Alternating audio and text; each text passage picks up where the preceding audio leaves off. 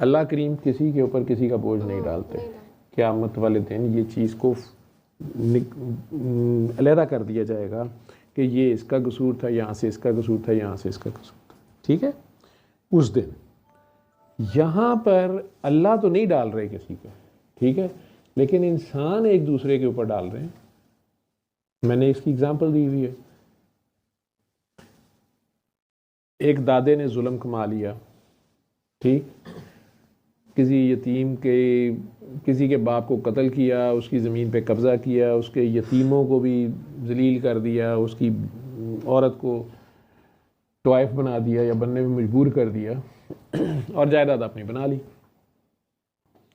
اب وہ یتیم صاحب بڑے ہوئے, انہوں نے آ کے دادے کے بیٹے 2 مار دیے, پھر دادے کے بیٹوں نے اس کے بعد یتیم صاحب کے بچے مار دیے. تو یہ جو اگلی جنریشن سفر کر رہی ہے, ان کا کیا قصور ہے؟ اس لیے کہ یہ دادا جی کی جائیداد جو ہے اس میں سے حصہ لے رہے ہیں, نام و نمود میں سے حصہ لے رہے ہیں. ہو جی اسی چودھری عصمت پتہ تمہیں بندیاں دے کتے چھڑ دینا سی, بڑے فخر سے بتا رہے ہوتے ہیں ساڈا دادا تو انج کر دینا ہوں.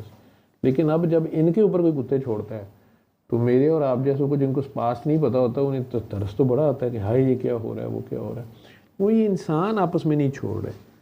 یہ غزہ کی لڑائی بھی یا یروشلم کی لڑائی بھی یا دنیا میں کہیں بھی جو لڑائیاں ہو رہی ہیں وہ کتنی جنریشن سے تو چل رہی ہیں.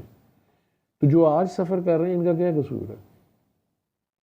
یہ اگر وراثت میں وہی چیزیں لے رہے ہیں, پلس لے رہے ہیں, تو مائنس بھی ساتھ آئے گا. دعائیں لے رہے ہیں, جائیداد لے رہے ہیں, تو آہیں بھی ساتھ ہی لیں گی جو کمائی گئی ہوں گی. سمجھ آ رہی ہے میری بات کہ نہیں؟ تو اس بچے کا اپرنٹلی تو آپ اگر اکیلے انڈیویجول کیس دیکھیں تو آپ کہیں گے کہ اس کا کیا قصور ہے, یہ کہیں گے نا. لیکن وہ بچہ اگر انہی کے گھر میں پیدا ہوا ہے, ٹھیک ہے, اور اس کو جی یہ چودھری صاحب کا بچہ ہے, ٹھیک ہے, پیدا ہوتے ساتھ وہ جی بڑی مہنگی گاڑی میں پھر رہا ہے, ٹھیک, لندن سے اس کے پیمپر آتے ہیں, ٹھیک ہے, سارا کچھ زبردست ہے. تو وہ جو دادے کی ابے کی جو دشمنیاں ہیں وہ ساری وہ بھی اسی نے نبھانی ہیں, وہ ہمسایوں نے نبھانی ہیں, ٹھیک. وہ اس طرح چل رہا ہوتا ہے. وہ جو آہیں آئی ہیں وہ بھی آئیں گی, وہ بھی جہیز میں ساتھ وراثت میں. سمجھ آ رہی ہے؟ باقی ہم اس لیے کہا ہے کہ وہ ہمارے سمجھ بتانا ہے. آگے جان چھڑائیں. یہ بھی جو ڈسکرپشن میں تم لوگوں کو دے رہا ہوں وہ کہہ رہے ہیں نا, اعجاز صاحب کہہ رہے تھے کہ بابا جی نے ڈھکے چھپے لفظوں میں کہا ڈاکٹر صاحب اسی سے کھول کے آسان کر کے یہ وہ. مجھے اگر وہ نہ کہہ کے گئے ہوتے کہ کریکٹر بلڈنگ کی کوشش کرنا اور ان پہ بات کھولنا تو میں یہ نہ کرتا. اور آنیسٹلی اسپیکنگ مجھے اب بابا جی کی طرف سے کہا گیا ہے کہ آپ وضاحتیں چھوڑ, ایک بات بتاؤ, جان چھڑاؤ, بڑی ہو گئی ہے, ٹھیک ہے, اور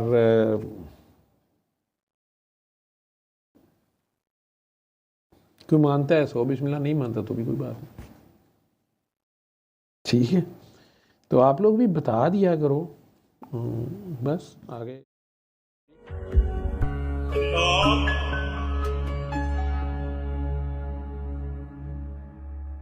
اللہ اللہ